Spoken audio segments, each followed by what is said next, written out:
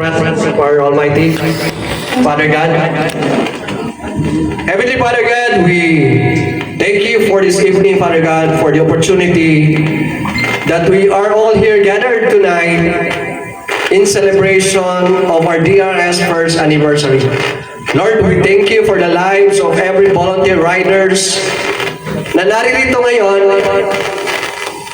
Napapasalamatan po namin ang bawat isa, and we thank you, Father God, for always guiding us, all our riders in every fight, in every rallies, in every motorcades, Father God. Nananatili po kami nanditong nagsisilbi sa bayan, nagsisilbi sa kapwa. Ang lahat ng ito ay hindi dahil sa aming mga personal intentions, kung hindi dahil kayo po ang prioridad ng aming ginagampanan tutunin sa kalsada, Panginoon.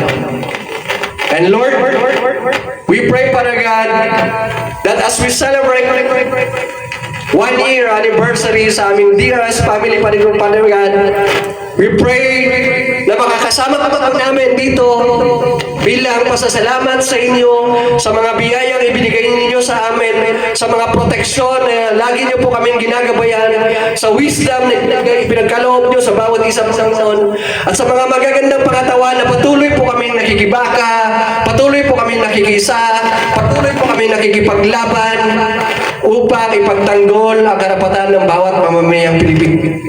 Lord, we thank you, we bless you, and we pray that as we go on with our program this evening, you will be with us.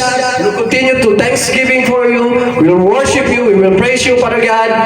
And we also thanks all the DRS family, the VIP visitors and guests, their families, and all who support the DRS, Lord. Nagpapasalamat ka po sa kanilang lahat, Panginoon.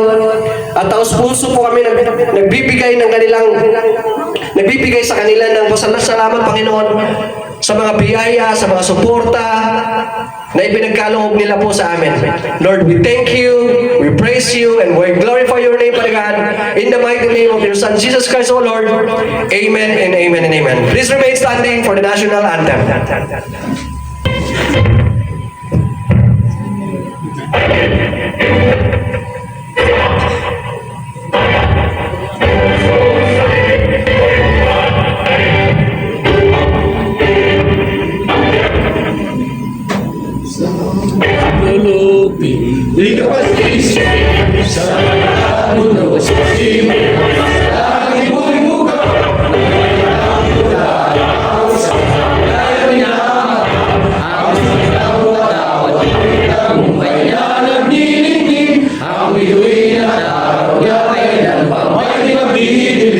Lupa ng araw ng walang ating pagsinta, buhay langit sa piling mo. Aming ligaya.